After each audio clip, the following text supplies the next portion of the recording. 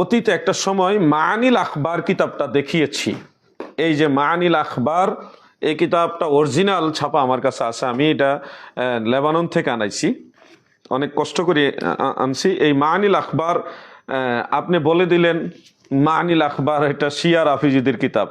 ভাই, আপনাদের প্রত্যেকটা কথা গায়ের জোরে গলার জোরে বলে দেন।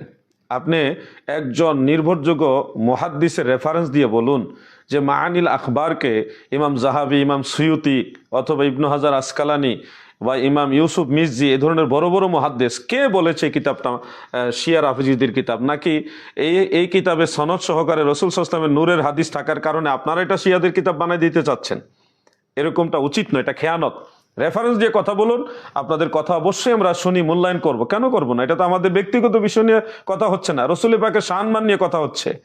এই মাআনিল আখবার সম্পর্কে যদি এটা শিয়া রাফিজিদের কিতাব হতো, তাহলে এই কিতাবের রেফারেন্স দিয়ে বা এই কিতাবের বর্ণনা ইমাম খারকুশি বর্ণনা করবেন কেন? আচ্ছা, এরপরে আমাদের আলোচনা হচ্ছে মাআনিল আখবার কিতাবটিকে নিয়ে। দারুন নাজাত আইডিয়াল মাদ্রাসা কিতাব বিভাগের মুহতারাম প্রিন্সিপাল আবু বকর তাওহীদ হাফিজাহুল্লাহ তাআলা তিনি আলাউদ্দিন জিহাদি সাহেবকে লক্ষ্য করে বলেছিলেন যে মাআনিল আখবার হচ্ছে একটা শিয়াদের কিতাব। তো রাসূল সাল্লাল্লাহু আলাইহি ওয়াসাল্লামের শান মান কেন আপনাকে একটা শিয়াদের কিতাব থেকে বর্ণনা করতে হবে? এছাড়া কি অন্য কোনো জায়গা নাই যেখানে রাসূল সাল্লাল্লাহু আলাইহি সাল্লামের শান মানের আলোচনা এসেছে?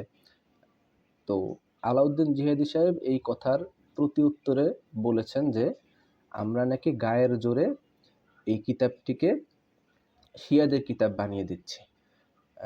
তো ওনাকে ইমাম জাহাবি বা ইমাম মিজজি এর মতো কোনো ব্যক্তির রেফারেন্স আমাদের দিতে হবে। এই রেফারেন্স না দিয়ে আমরা যদি এই কিতাবটাকে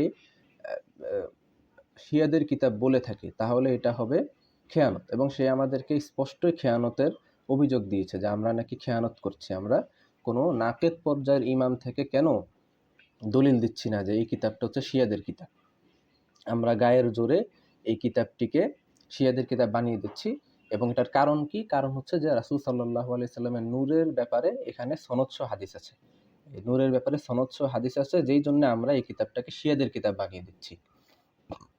এইভাবে আমাদেরকে বারবার তিনি অপবাদ দেওয়ার চেষ্টা করেছেন। আমি জানি না যে আসলে তিনি এই কাজটা কি কারণে করছেন। তিনি কি আদৌ এই মানে মাআনিল আখবার কিতাবটা কোনোদিন পড়ে দেখেছেন কিনা, পড়ার সৌভাগ্য ওনার কোনোদিন সৌভাগ্য তো না, বাকি দুর্ভাগ্য ওনার কোনোদিন হয়েছে কিনা এটা আমার জানা নেই। আমরা একটু এই মাআনিল আখবার কিতাবটা দেখি। যেখানে স্ক্রিনের ভিতরে আমরা দেখতে পাচ্ছি এই হচ্ছে আমাদের মাআনিল আখবার কিতাব। এই যে মুসান্নিফ লিশাইখিল জালিলিল আকদাম আস-সাদুক আবি জাফর মুহাম্মদ ইবনে আলী ইবনুল হুসাইন বাবাওয়াইহ আল কুম্মি, এই হচ্ছে কিতাব। এবং আলাউদ্দিন জিহাদি সাহেব ক্যামেরার সামনে এনে কিতাব দেখিয়েছেন যে উনি নাকি খুব কষ্ট করে এই কিতাবটাকে সংগ্রহ করেছেন।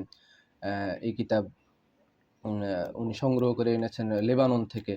তো একটা কিতাবকে শুধু লেবানন থেকে সংগ্রহ করে আনলে চলে না, বরং এই কিতাবটা একটু পড়া লাগে।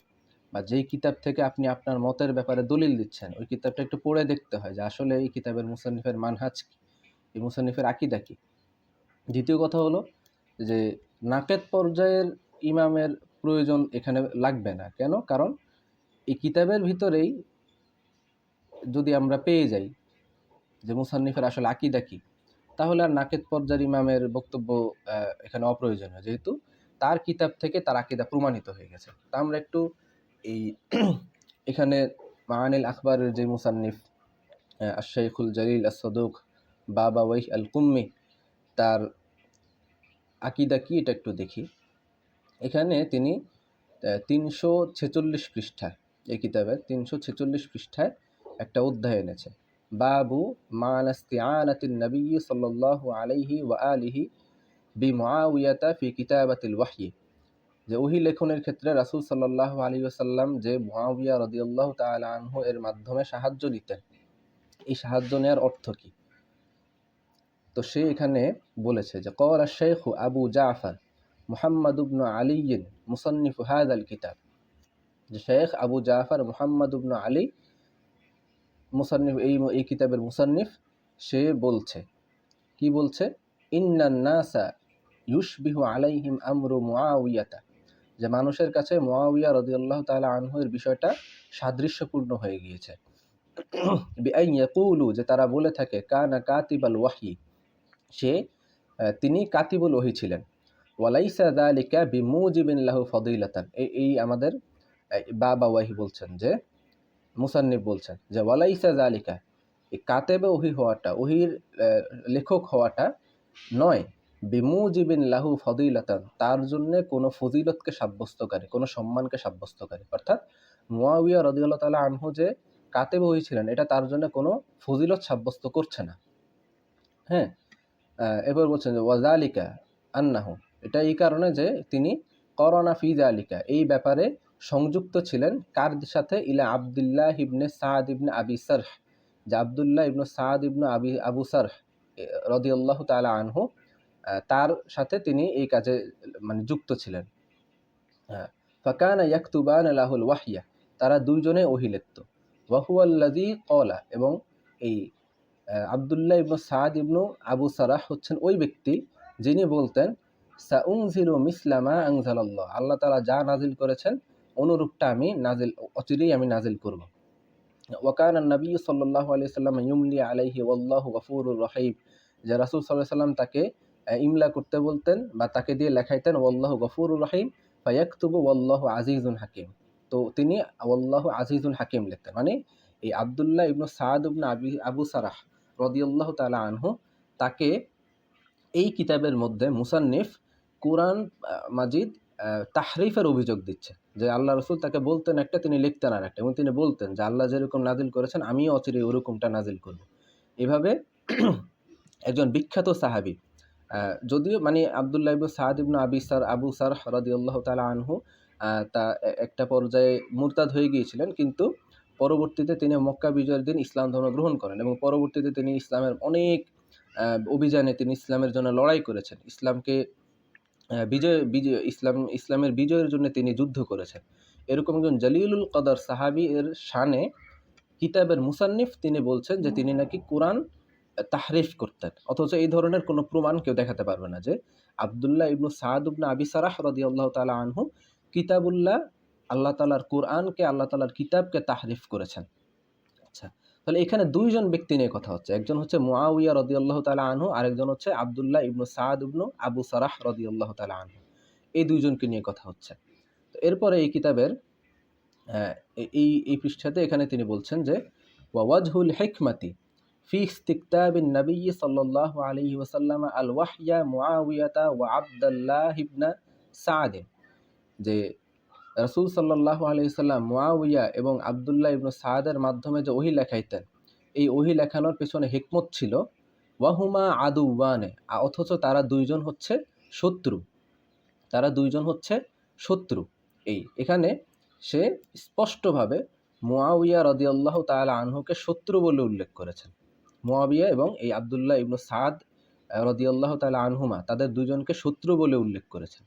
এরপরে একটু পরে এখানে সে বলেছে যে এই যে ফাস্তাআনা ফি কাতবি মা ইউনসালু আলাইহি, যে রাসূল সাল্লাল্লাহু আলাইহি ওয়াসাল্লামের উপরে যা কিছু নাজিল হয়েছে বা হতো সেগুলোকে লেখানোর ক্ষেত্রে তিনি সহযোগিতা নিয়েছেন।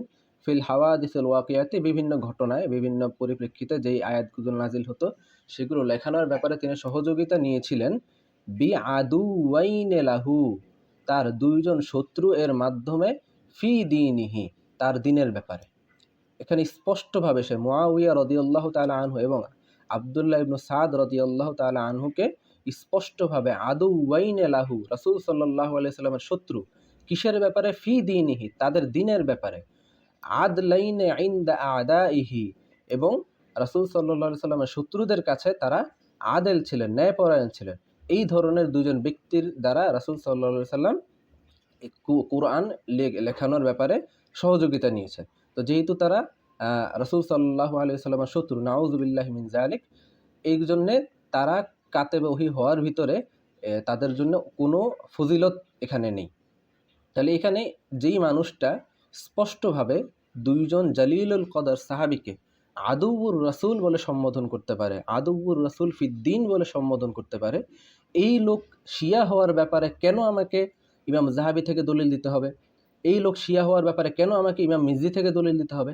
এখানে তো তার বক্তব্য স্পষ্ট, সে একজন কট্টরপন্থী শিয়া, যে আল্লাহ রাসূলের একজন সাহাবী, দুইজন সাহাবীকে সে দ্বীনের শত্রু বলছে, রাসূলের শত্রু বলছে। অথচ তারা রাসূল সাল্লাল্লাহু আলাইহি সাল্লামের দ্বীনের জন্যে, রাসূল সাল্লাল্লাহু আলাইহি সাল্লামের সুন্নাতকে পৃথিবীতে টিকিয়ে রাখার জন্যে নিজেদের জীবন বাজি রেখে তারা যুদ্ধ করেছেন।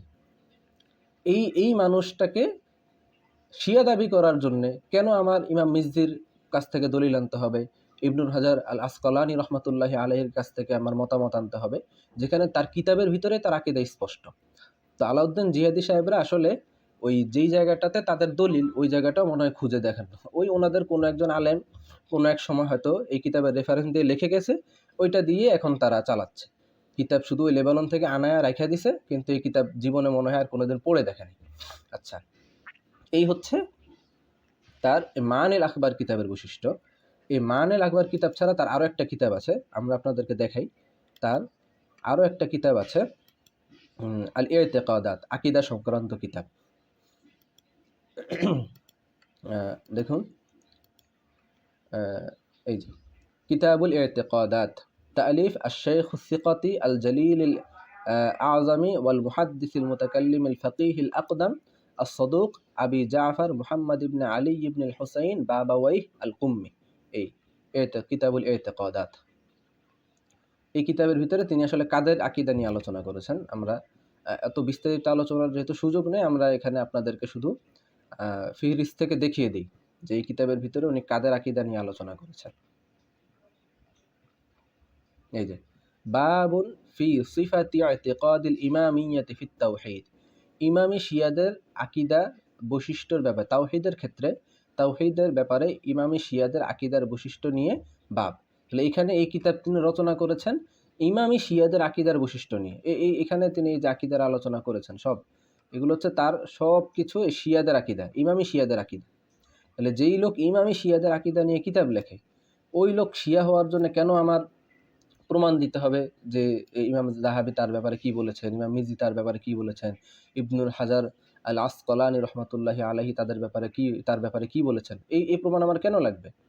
আসলে বাস্তবতা হলো যে ওনারা নিজেদের মত প্রমাণের জন্য এতটাই অন্ধ হয়ে গেছে, এতটাই মানে গোড়ামির পর্যায়ে চলে গেছে যে তারা একটা নিকৃষ্ট পর্যায়ের শিয়ার পক্ষ থেকে দলিল দিতে দ্বিধাবোধ করে না। এবং শুধু যে দ্বিধাবোধ করছে না এমন না, বরং তারা জানেই না যে তারা একটা শিয়ার পক্ষ থেকে দলিল দিচ্ছে। এইভাবে যদি চলতে থাকে তাহলে দেখা যাবে কয়েকদিন পরে কোনো একটা অমুসলিম এসে একটা কিতাব লিখবে, কিতাবের ভিতরে সে রাসূল সাল্লাল্লাহু আলাইহি সাল্লামের শান মান বর্ণনা করে দিবে, আর তারা ওইখান থেকেও দলিল নেওয়া শুরু করে, কারণ তাদের মধ্যে তো ওই তাহকিকের যোগ্যতাটা নাই। এই একটা কিতাব, অন্তত এই কিতাবটা পড়লেও তারা বুঝতো যে এই কিতাবের ভিতরে মুসান্নিফ আসলে কি বলছে। এতটুকু বুঝলেও তারা, মানে এতটুকু পড়লেও তারা বুঝতে পারতো যে এটা একটা শিয়াদের কিতাব। তো এতটুকু বুঝার যে যোগ্যতা যে মানুষটার নাই, এতটুকু মোতালার যোগ্যতা যে মানুষটার নাই, ওই মানুষটা আমাদেরকে আকীদা শিখাইতে আসে, ওই মানুষটা আমাদেরকে আকীদা বুঝাইতে আসে, ওই মানুষটা আমাদের শাইখুল হাদিস আব্দুল লতিফ শেখ দামাত বারাকাতুহুল আলিয়া তার ব্যাপারে মন্তব্য করতে আসে এবং আমাদেরকে বলে আমরা নাকি গায়ের জোরে তাকে শিয়া বানাচ্ছি। উল্টা আরও দেখা যাচ্ছে যে ওনারা গায়ের জোরে এই নিকৃষ্ট পর্যায়ের শিয়াকে আহলুস সুন্নাহ বানাচ্ছে এবং বলছে, আমাদের উপর অপবাদ দিচ্ছে যে আমরা নাকি খেয়ানত করছি। আল্লাহ তাআলা তাকে হেদায়েত দান করুক, আল্লাহ তাআলা তাকে হেদায়েত দান করুক। আমি শুধু এই দোয়াটা করি যে একটা মানুষ কিভাবে এতটা দলান্ধ হলে, এতটা মতের প্রতি অন্ধ হলে এই ধরনের অপবাদ মানুষকে দিতে পারে। আল্লাহ তাআলা তাকে হেদায়েত দান করুক।